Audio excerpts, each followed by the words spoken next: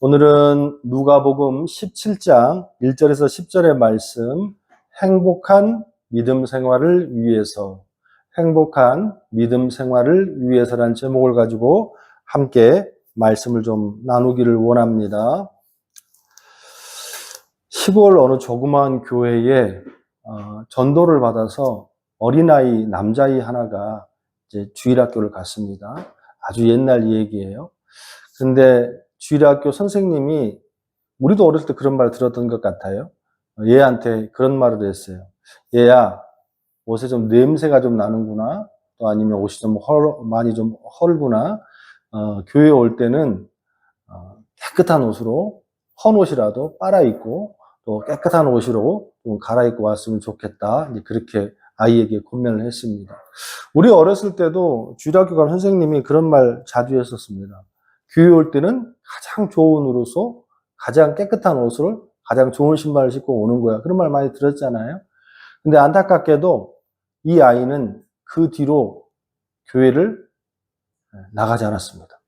평생 신앙을 갖지 않았어요. 너무 안타까웠죠. 근데 이 얘기를 언제 했냐면, 이 아이가 나중에 대통령이 됐어요. 우리나라의 대통령이 돼서 간혹가다 이제 종교 지도자들을 모셔놓고 이제 대통령이 이제 조찬 기도회 아니면 조찬 모임을 갖잖아요. 근데 기독교의 큰 목사님들을 모셔놓고 이제 밥을 먹으면서 말씀을 나누면서 그런 말씀을 했다는 거예요. 예전에 나도 교회 나간 적이 있다. 어렸을 때 시골에서 학교 다닐 때에 나를 전도해서 교회 나간 적이 있었는데 그 뒤로 딱 한 번 나가고 그 뒤로는 교회를 다시는 안 나갔다. 왜 그랬습니까? 그랬더니 주일학교 선생님이, 집사님이 교회를 오는데 옷이 더럽다고 다른 옷으로 갈아입고라고 하더라. 그런데 안타깝게도 나에게는 그것이 제일 좋은 옷이었고 그 옷이 한 벌밖에 없었기 때문에 빨 수도 없었고 그 주일날 어떻게 어렵게 갔는데 그렇게 해서 너무 마음에 상처가 되고 교회가 너무 좀 부담스러워서 가지 않았다라는 말을 한 적이 제가 문득 떠올랐습니다. 오늘 말씀을 준비하면서 이 현실적으로 한국 교회 또한 세상에 있는 모든 교회들의 상처받고 교회를 떠나는 사람들이 참 많은 것 같아요. 신앙생활 하다 보면 정말 예수님이 실망입니다. 또 예수의 상처를 받았어요. 또 이런 것보다도 김 집사님, 박 권사님, 누구 목사님 이러한 사람에게 상처받고 사람에게 실망해서 교회를 떠난 사람이 참 많다는 걸 알 수 있습니다. 저는 오늘 말씀을 준비하면 한 해가 마무리되어 가면서 그런 생각을 해봐요. 저 또한 이제 목사지만 또 신앙생활이 40년이 넘었어요. 그렇지만 정말로 교회에 상처 많이 받고 교회가 이럴 수 있어라는 것을 또 많이 느꼈고 또 이민 교회에 와서 더 많이 느끼고 있습니다. 그런 모습을 보면서 어떻게 하면 우리가 상처받지 않고 살아갈 수 있을까? 또 어떻게 하면 우리가 더 행복하게 신앙생활을 할 수 있을까? 요즘에 인터넷에서 안티크리스찬이라는 말도 참 어색하지만 인터넷에서 교회를 비방하거나 또한 교회가 나쁘다고 말하는 사람들의, 여러분 그거 아십니까? 96.5%가 기독교 신자였다는 거죠. 그러니까 교회를 나쁘다고 말하고 교회가 안 좋다고 말하는 대부분의 것에 있는 사건들에 대한 것을 비판한 사람들은 교회를 안 나가는 사람이 아니라 교회를 열심히 다녔지만 상처받은 또 마음에 어려움이 있던 사람들이었다는 거예요. 그런 맥락에서 오늘 말씀이, 여러분이 지금 오늘도 예배당 가서 말씀을 듣고 어쩌면 상처받은 목사님 아래에서 말씀을 볼 수도 있고 상처받은 집사님이나 권사님 옆에 있을 수도 있고 상처받은 교회에서 여러 가지 힘듦이 있을 수도 있지만 이러한 모든 것이 오늘 말씀을 통하여서 조금 위로받고 또한 해결책을 받는 여러분의 모습이 되기를 주님의 이름으로 축원합니다. 자, 오늘 본문은요, 제가 이 본문을 묵상하고 함께 나누면서 말씀을 나눌 때에 많은 고민을 좀 했어요. 왜 많은 고민을 했냐면 오늘 본문의 말씀이 좀 난해 구절에 속합니다. 누가복음의 말씀에 보면 난해 구절에 속해요. 옛날에 있잖아요. 그 코미디 프로그램에 보면 맹구라는 그 캐릭터가 있었어요. 맹구. 영구가 독보적인 존재였다가 그 영구를 따라잡은 또 캐릭터가 맹구였잖아요. 맹구인데 이 맹구가 했던 캐릭터의 패턴이 뭐냐면 이 말했다가 저 말했다가 저 말했다가 이 말했다가 뭐 밖이 화창해요. 갑자기 눈이 와요. 막 그랬어요. 그래서 뭐 바보 아니야? 막 그렇댔던 캐릭터인데 오늘 말씀이 왜 난해 구절이냐면 보시면 알겠지만 굉장히 이 말했다가 저 말했다가 연관성이 하나도 없는 말처럼 보여요. 그래서 오늘 말씀을 잘 분석하고 보지 않으면 예수님이 왜 이런 말씀을 하셨는지 따라가기 힘들거든요. 그러니까 잘 따라옵시다. 오늘 본문을 간단히 보면 세 단락으로 나누어지는데 1절부터 17장 1절부터 5절까지 이렇게 말씀하세요. 모든 인간은 실족을 피할 수가 있다 없다? 없다라는 거예요. 모든 인간은 다 실족한다는 거예요. 다 시험을 들 수밖에 없다라는 거예요. 나는 상처 안 받아 이런 거를 기대하지 말라는 거예요. 6절에 보니까 그러니까 실족을 피하기 위해서는 삶 속에서 날마다 뭐가 작동돼야 돼? 믿음이 작동돼야 돼. 자, 그러고 난 다음에 또 다른 맥락으로 가요. 엉뚱한 말을 하세요.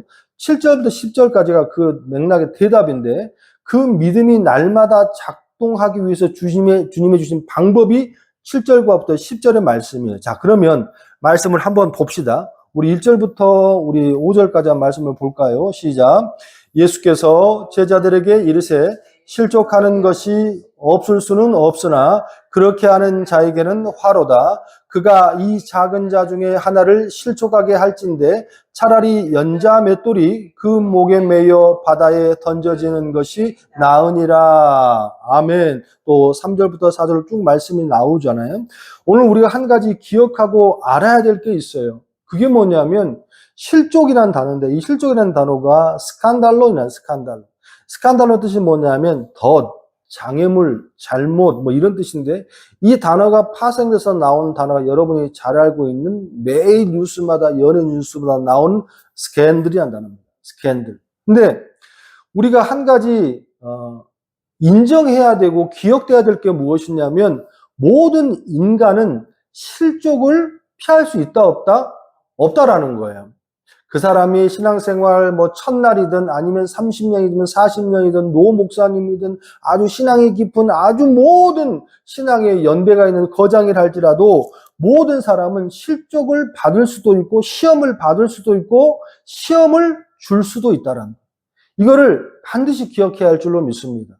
근데 중요한 것은 더 무서운 것은 그 다음 절이에요. 2절에 자, 1절부터 그가 이 작은 자 중에 하나를 뭐하면 실족하게 할진대 차라리 연자 맷돌이 그 목에 매여 바다에 던져지는 것이 나으니라.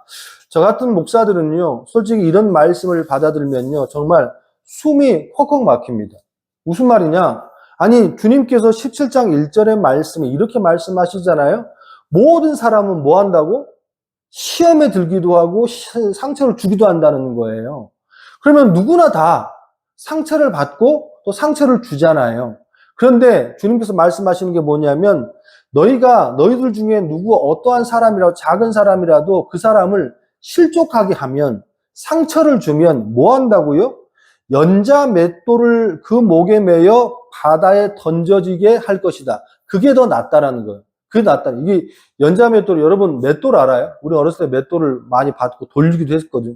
요즘에는 박물관이나 가서 보는 건데, 이게 콩 가는 거예요, 콩 가는 거. 근데 연자 맷돌은요, 사람이 돌리는 게 아니고 말이나 소가 돌리는 맷돌입니다. 큰 맷돌. 그 맷돌을 목에다 매서 줄을 해서 바다에 던지니까 이 사람이 살아남을 수 있어, 없어요? 살아남을 수가 없죠. 이 말은 뭐냐면 주님께서 너희들 중에 너희 약한 자나 신앙인들, 너희 형제나 교우나 이 사람들을 단 한 사람이라도 실족하게 하면 너는 반드시 어떻게? 뭐 한다? 죽는다는 거예요. 확률적으로 그렇다면 생각을 해보자고요. 계속 관계를 갖고 누구에게 권면을 하고 말을 하고 이런 사람이 다른 사람보다 상처를 줄 일이 많지 않겠습니까? 그러면 이렇게 상처를 더 많이 줄 수 있는 확률이 높은 사람이 어떤 사람이에요? 우리 같은 목사들이에요. 의도하진 않았지만 우리 같은 목사들이 날마다 말씀을 주고 또 하나님의 권면을 하고 한단 말이에요. 의도는 하지 않지만 그 사람이 그 말씀 가운데 상처받을 수 있다라는 거예요. 제가 한국에서 기도원 집회를 참 많이 하고 또 부흥 집회를 많이 하잖아요. 그러면요, 막 두 부류로 나눠요. 저는 어떤 의도를 가지고서 누구 한 사람을 가지고 설교하진 않습니다. 근데 중요한 거는 내가 설교를 하잖아요. 그러면 대부분이 어떤 사람들은 와서 그래요. 저 목사는 분명히 나를 대고 하는 소리야. 그러면서 눈이 그냥 이만큼 올라가서 나가서 인사하면 고지도 획 하고 가요. 또 어떤 사람은요, 목사님, 너무 말씀이 귀합니다. 너무 좋습니다. 힘받고 올라갑니다. 나보고 어쩌라는 거예요. 그러니까, 의도하지 않았다 할지라도 그런 상처를 줄 수 있다, 없다? 있다라는 거 있다. 그런데 그런 사람은 뭐 하라고? 네 목에다가 연자 맷돌을 메고 바다에 뛰어서 던져 죽는 것이 더 쉬울 것이다라는 거. 언젠가 어떤 목사님이 권사님한테 부탁을 받았어요. 얘가 너무 말을 안 듣는다는 거. 너무 말을 안 들어.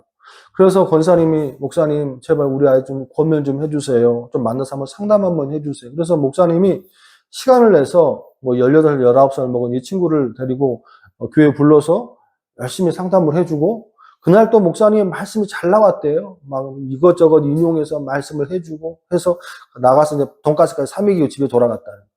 그런데 아주 기가 막힌 일이 벌어졌습니다.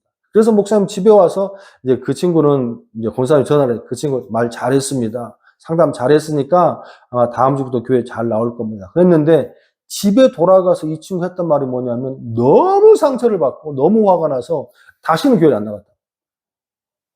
그래서 목사님이 충격을 받아서 한번 간증한 적이 있습니다.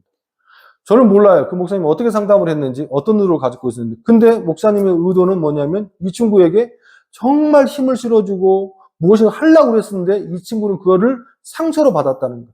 그러니까 내가 의도하지 않아도, 내가 무엇인가를 계획하지 않아도 내 삶 가운데에 아이고 집사님 옷이 너무 예쁜데요. 근데 난 정말 옷이 예뻐서 얘기했잖아요.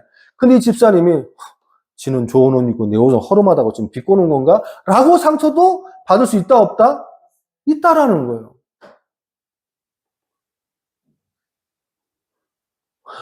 집사님은 정말로 검소하시는 것 같아요. 차를 어떻게 20년씩 타세요? 집에 가서 너무 화가 나가지고 그 교회 안 나갔다는 거예요. 우리 돈 없다고 무시하는 거예요? 이 땅을 살아가면서 실족하고 시험 들고 이러한 것들이 너무나도 많은데 내가 아무리 좋은 의도를 갖고 얘기했다 할지라도 나의 정서와 나의 생각과 나의 패턴과 이러한 것, 또 저 사람의 여러 가지 환경적인 요소로 해서 실족을 안 받을 수 있다 없다? 없다라는 거예요. 근데 이거를 피할 방법이 있다 없다? 없다라는 거예요. 그렇기 때문에 어쩔 수 없이 이 강단에서 오늘 설교하는 이 순간에도 상처를 받고 또 시험을 쓴 사람이 있을 수 있다 없다? 있다라는 거예요. 그럼 어떻게 하자는 얘기예요? 어떻게 하자는. 자, 그러니까 제자들이, 우리 한번 5절 볼까요? 시작. 사도들이 주께 여짜오되 우리에게 믿음을 더하소서 하니.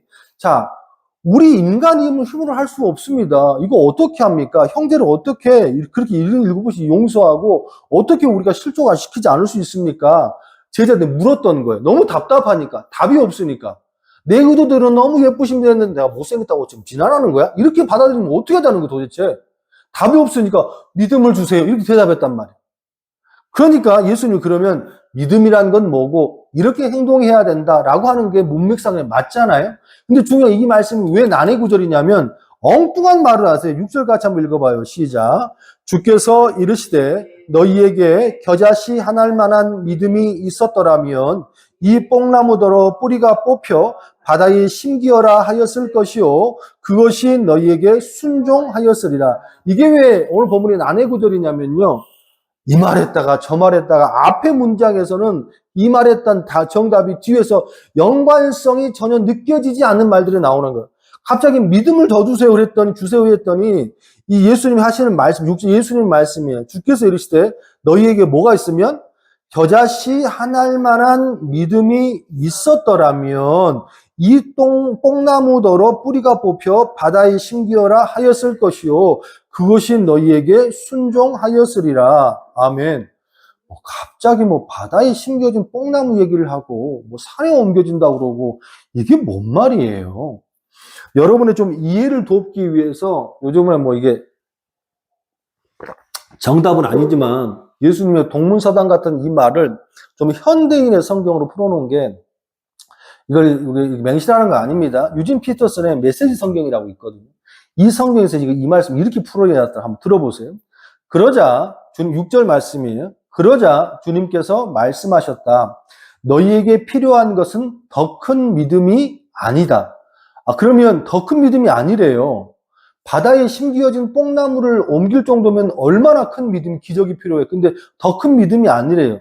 더 큰 믿음도 없고 더 작은 믿음도 없다. 너희에게 나달 한 알만한 믿음, 깨알 만한 믿음만 있어도 너희가 이 뽕나무더러 가서 호수에 뛰어들어라 하고 말할 수 있다. 너희에게 말하면 그렇게 될 것이다.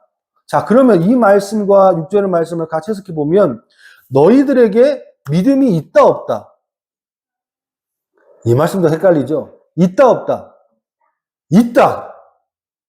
너희들에게는 믿음이 있다. 근데 그 믿음이 어떤 믿음이냐면 지금 이렇게 세상 속에서 실패하고 시험 들고 사람들에게 어려움을 주기 위해서는 제자들이 갖고 있는 믿음은 어떤 믿음이냐면 굉장히 큰 믿음. 굉장히 거룩한 믿음. 이런 믿음이 있어야 사람들을 실족시키지 않지 않겠습니까? 했더니 주님께서 하신 말씀 뭐냐면 그런 큰 믿음 필요 없다. 즉 다시 말해서 너희는 믿음을 인격이나 다른 행위로 생각한다는 거예요. 즉 다시 말해서 제자들은 이 말은 뭐냐면 믿음이라는 건 인격도 아니고 인성도 아니고 뭐다? 그저 예수님을 어떻게 믿는 진실하게 믿는 믿음. 또 그 믿음은 너희들의 믿음이 아니고 주님께서 너희에게 준 믿음. 그 믿음, 진실한 믿음을 너희가 깨달을 수가 있다면 그게 작은 믿음처럼 보이지만 그 믿음이 어떻게 된다는 거예요? 바다에 심기어진 뽕나무가 어떻게 산으로 옮겨져요? 우리 그게 인격적으로 돼요? 안 돼요? 안 되잖아요.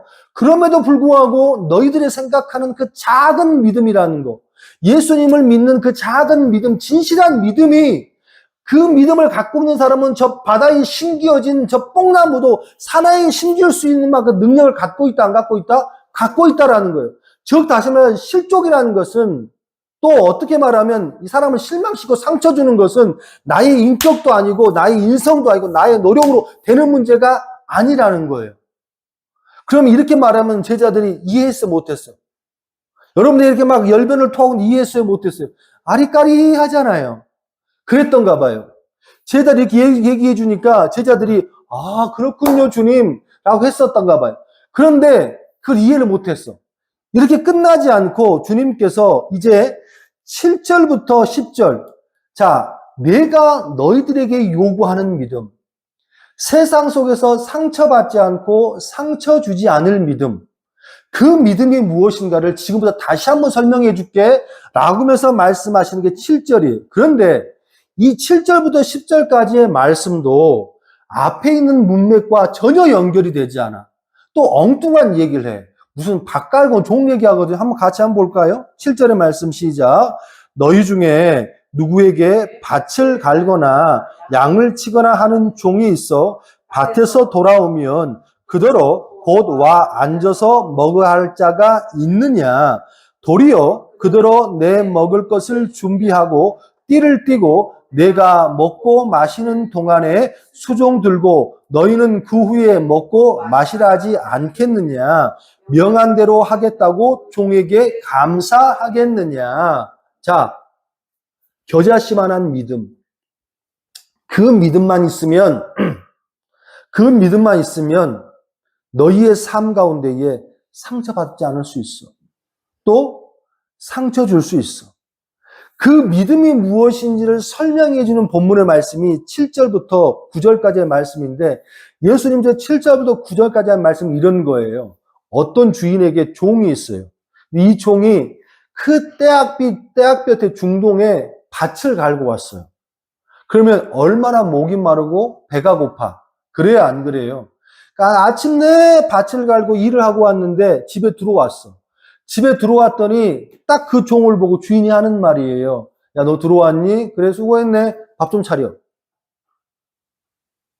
몰상식한 인간 아니에요? 아니, 내가 지금 일하고 온 거 뻔히 알고 땀을 삐질삐질 흘리고 목이 타서 그렇게 해서 헐거벌거 일하고 이렇게 집에 들어왔으면 물이라도 한 잔 떠주고, 너 밥은 먹었니? 밥 챙겨 먹어라. 뭐 이렇게 해야 되는데, 중요한 건 그 종을 보자마자 하는 말이 뭐냐면, 야, 나 배고파. 밥 좀 차려줄래? 라고 한다는 거예요. 예? 그럼 얼마나 웃겨요. 그러면서 9절에 명한 대로 하였다고 종에게 감사하겠느냐? 이렇게 말했다고, 그 밥을 차려줬다고 그 주인이, 야, 너 힘들었는데, 일하고 왔는데, 너 나에게 밥도 차려고 정말 고마워. 이러할 주인이 어디 있겠느냐라고 주님께서, 이게 믿음이야. 이렇게 살아야 돼. 그래야 너희들이 실족하지 않을 수 있어. 상처 주지 않을 수 있어. 라고 말하는, 이게 무슨 답이에요? 그래서 난의 구절인 거예요. 근데 오늘 본문의 말씀 속에서 이 말씀을 뚫고 해석하기 위해서는요, 한 단어를 먼저 해석해야 됩니다. 그게 뭐냐면 종이라는 단어입니다. 종. 히브리 말과 또 여러 가지 헬라어 말에는 종이라는 것은 두 가지가 있어요. 첫 번째는 둘로스가 있고 또 하나는 디아코노스가 있습니다. 둘 다 종으로 해석되고 한글 개역 개정, 한글 개역 환경 모든 성경이 그냥 종으로 표현됩니다. 하지만 이 두 가지의 종은 좀 상태가 좀 다릅니다. 일반적으로 종으로 쓸 때는 둘로스라는 종을 쓰는데 이 종은 뭐냐면 강제적인 종이 된 거예요. 그러니까 아버지 엄마가 노예였어. 그러니까 그 집에 태어났어.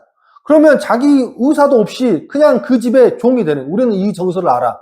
왜 그러냐면 조선시대, 고려시대에 노비 문화가 있었고 한 100년, 200년 전까지 우리가 그 시대를 살았기 때문에 그냥 종이에요. 뭐 백정, 천민, 뭐 노비, 쌍놈, 양반 이 시대가 있었단 말이에요. 그냥 종. 태어나니까 종. 두 번째는 뭐냐면 빚을 너무 많이 진 거야. 그 빚을 너무 많이 져서 신분을 팔아서 자기가 나머지 종으로 들어가. 종이 된 둘. 세 번째는 뭐냐면 나라가 다른 나라에게 침범을 당해서 노예로 끌려가. 그러면 종. 이게 다 둘로스입니다. 즉 다시 말해서 강제적으로 종이 된 거예요. 어쩌한 자의에서 종이 된 게 강제적으로 종. 이걸 둘로스라고 합니다. 근데 한글 개역 성경에는 그냥 종으로 표현되어 있지만 이 종이 다르게 원문으로 표현된 그게 디아코노스입니다. 디아코노스는 뭐냐면 이스라엘법에는요, 출애굽기 21장 1절 6절에 보면요, 6년간 일하고 자유롭게 해방시켜줘야 될 기본적인 율법적인 법이 있어요. 그러니까 그 집에 들어와서 6년을 일했으면 7년째는 어떻게 되는 거예요? 풀어줘야 돼요. 굉장히 인권적이에요. 우리 한국은요, 우리 조선시대, 고려시대는요, 평생 종은 대를 이어서 종이 됐잖아. 그런데 이 히브리 사람들은 어떻게 6년간 종이 됐으면 7년째는 프리메이드, 자유인이 돼. 그런데 중요한 것은 이 종들이 그 집에서 종으로 살아보니까 상전이 너무 좋아. 주인인데 불구하고도 너무 좋고 또 너무 사랑해. 그래서 출애굽기 21장 1절에 6절에 보면 위로는 상전을 사랑하고 아래는 처자를 사랑했어. 자, 그러면 이 종들이 뭐라 말하냐면 7년째 되는 해에 이 종이 프리맨이 돼야 되는데, 자유가 돼야 되는데, 이 종이 주인한테 갑니다. 주인한테 가서 저 안 나가겠습니다. 안 나가고 평생 주인님과 함께 이 집에 살겠습니다. 그러면 다시 물어요. 너 종으로 계속 살고 싶어? 너 자유로울 수 있어? 아닙니다.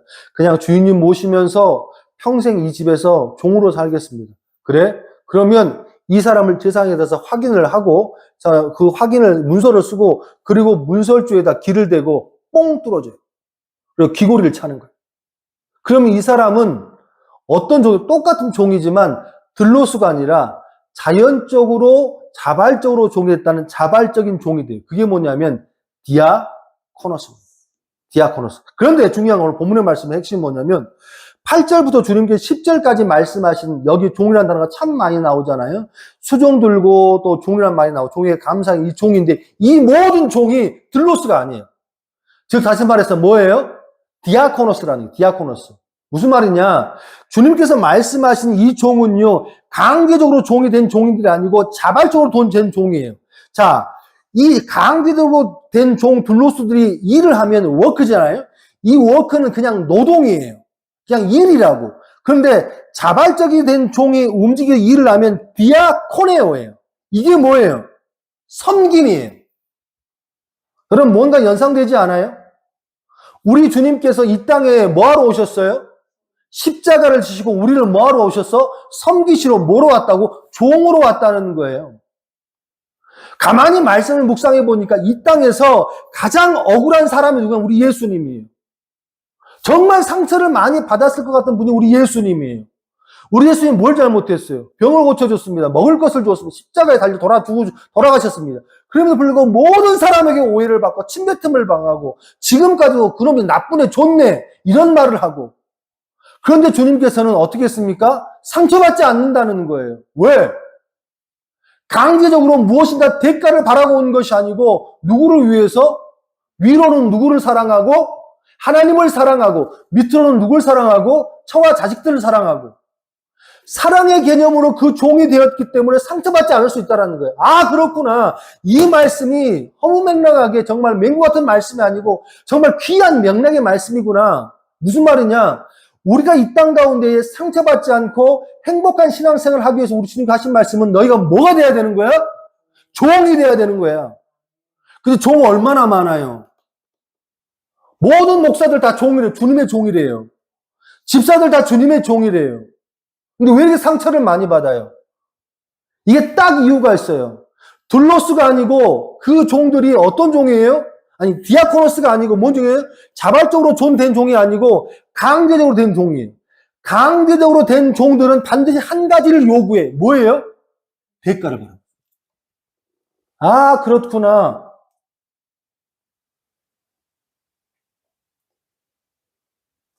겉의 행동은 그 사람을 섬기는 것 같고 겉의 행동은 무엇인가를 위하는 것 같고 날마다 기도해 주는 것 같고 날마다 봉사하는 것 같지만 그 마음속에서는요, 뭘 바라고 있었구나? 대가를 바라고 있었구나. 선한 사마리아의 그 사건을 보면 강도를 만났습니다. 그런데 거기 나온 사람들은 누구예요?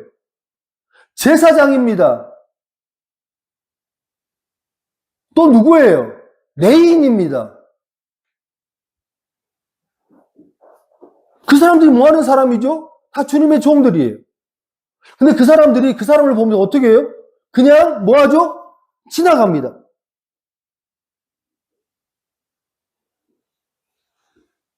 왜? 이 사람들 종이에요. 둘로스예요. 왜? 그 사람들을 그 강도 만난 사람을 고쳐 주어봤자 뭐가 없어? 대가가 없어, 대가가. 이 땅에는 너무나도 많은 거짓 종들이 참 많습니다. 거짓 성도가 너무 많습니다.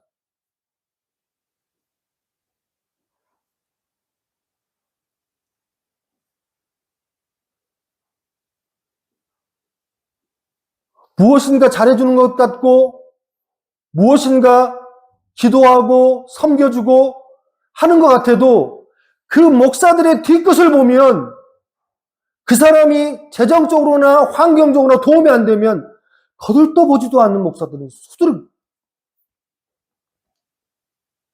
뭐 목사만 그렇습니까? 이 땅의 모든 성도들, 권사님, 집사님, 안소 집사님, 여러분에게 묻습니다. 여러분 왜 이렇게 상처를 받아요? 또 여러분들은 왜 그렇게 종이라고 말하면서도 사람들을 그런 모습으로 대합니까? 어찌 보면 신앙이 지각이 나면 그런 모습으로 대하는 것 자체도 몰라.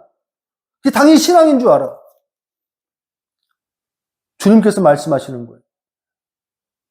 행복하려면, 실족하지 않으려면 뭐 해야 돼? 종이 돼야 돼. 그 종의 표본이 누구죠? 예수님. 나와 같이 되지 아니하면 너희가 상처받을 수밖에 없어. 무엇인가 주님 앞에 나가서 모든 행위들이 믿음이라고 신앙이라고 하지만 이 모든 것들이 너희가 모르게 너희 마음속에 무언가를 바라고 있지는 않는 거야. 마태복음 후반장에 보면 막 쭉 나오잖아요. 달란트의 비유, 열처녀의 비유. 마지막 하이라이트가 양과 염소의 비유. 한쪽은 양으로, 한쪽은 염소로. 염소는 천국에 못 가. 양들은 천국에 가. 그랬더니 양들이 말하는 거예요. 양쪽인 사람들이. 우리가 왜 천국을 갑니까? 우리가 왜 양으로 선택됐죠 했더니 예수님 이런 말씀을 하세요. 너희가 배고플 때 나 먹을 것을 주었고 헐벗을 때 옷을 주었고 내가 감옥에 갇혔을 때에 뭐 했다? 찾아왔어. 우리는 언제 그랬습니까? 우리 그런 적이 없습니다. 아니 그러면 예수님이 안 한 걸 말할까요? 이 말은 뭐냐면 예수님이 직접적으로 하지 않더라도 그들이 그런 모습으로 사람들 대했다 안 대했다? 대했다는. 근데 중요한 건 이 사람들이 분명히 그런 행동을 했을 거 아니에요. 그런데 이 사람 기억을 못해. 사람 딱 두 종류로 나누어집니다. 어떤 행동을 했을 때에 그 사람의 도움을 주고 무엇인가 선한 행동을 했을 때에 미래를 기약하면서 사람을 관계하는 사람들이 있어요. 반드시 받아먹으려 하는 사람들이 있습니다. 그리고 또 어떤 사람들은요, 정말로 있는 사람들이 있어요. 그냥 사랑으로 섬기는 사람이 있어요. 근데 주님이 말씀하시는 것은 천국에 가는 것은 있잖아. 헌금 많이 하고 기도 열심히 하고 다 좋아. 그런데 중요한 건 뭐냐면 그의 마음속에 종으로서 사랑이 있는 사람. 또 그런 사람들이 그러한 모습들이 행복하잖아. 행복해. 이러한 모습을 갖는 사람들이 뭐에 간다고? 천국 간다고. 새벽 예배 한 번 빠지지 않고 날마다 눈 뻘게 가지고 기도 만나면 하지만 오직 자기 혼자 천국 가는 것을 목표로 가는 사람들이 과연 천국 갈 수 있을까요?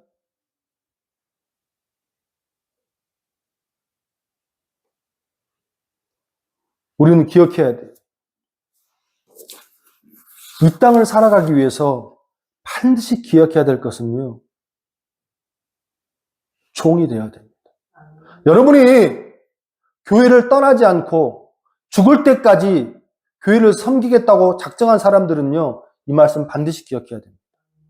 내가 자발적인 종이 되지 않고 입으로는 종이라고 말하면서 여전히 무엇인가를 바라고 무엇인가를 계산하며 무엇인가를 대하는 모습을 갖고 사는 거짓된 둘로스의 종으로 간다면 그 사람은 신앙생활 하는 거 교회 내에 10년, 20년, 30년, 40년 사는 동안 날마다 뭐예요? 지겹고 어려울 수밖에 없다. 그리고 화날 수밖에 없다. 그래서 교회가 이 모양인 거예요. 여러분의 마음이 그럴지도 모른다. 하지만 주님께서 말씀하시는 거예요. 더 큰 믿음 필요 없어. 필요 없어. 새벽기도 날마다 하는 거 필요 없어. 응? 날마다 수억씩 헌금하는 거 필요 없어. 그것보다 더 중요한 것은 너희에게 주신 작은 믿음. 그게 누구예요? 예수 그리스도. 예수 그리스도. 그 예수 그리스도를 믿고 진실하게 살아가는 믿음으로 그분이 따라가는 삶을 진심으로 하다 보면 사람의 모습도 대하는 모습이 나와 같이 디아코노스, 섬김의 모습이 될 거야. 그러면 천국 가는 거야. 아멘. 자, 마지막 10절. 이와 같이 너희도 명령받은 것을 다 행한 후에 이르기를 뭐해? 무익한 종이라. 우리가 하여야 할 일을 한 것뿐이라 할지니라. 그런 사람들이 마지막에 하는 말이 뭐냐면 뭐예요? 우리는 무익한 종입니다. 얼마나 수고하고 얼마나 많은 일 했는데 불구하고도 쓸데없는 종입니다. 한 게 제가 뭐가 있습니까? 이런 사람들이 천국 가는 거예요. 그 하는 말이 우리가 해야 할 일을 당연히 한 것뿐입니다, 주님. 여러분, 천국은요, 특별한 사람이 가는 게 아니에요.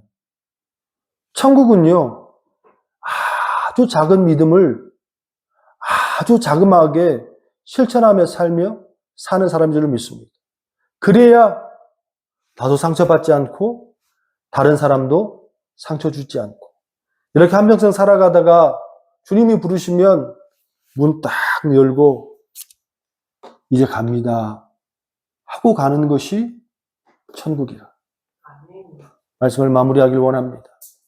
오늘도 많은 사람들이 예배당에서 예배를 드리고 어쩌면 그 예배 드리는 가운데서도 시험이 들기도 하고 예배 드리고 나서 사람의 관계에서 시험이 들기도 합니다. 하지만 여러분, 주님이 말씀하신 대로 그 시험을 피할 길이 없대요. 하지만 피할 수 있는 방법이 있대요. 그게 뭐예요? 예수님 보면서 작은 믿음이지만 섬기고 살래. 강제적이 아니라 하나씩 실천해 보면서 그렇게 섬기고 살래. 그러면 상처받지도 않고 상처 주지도 않고 행복하고 기쁘게 신앙생활 할 수 있다고 말씀하십니다. 한 주간 여러분의 신앙 가운데 이 말씀을 기억하면서 행복한 신앙들 되시기를 주님의 이름으로 축원합니다.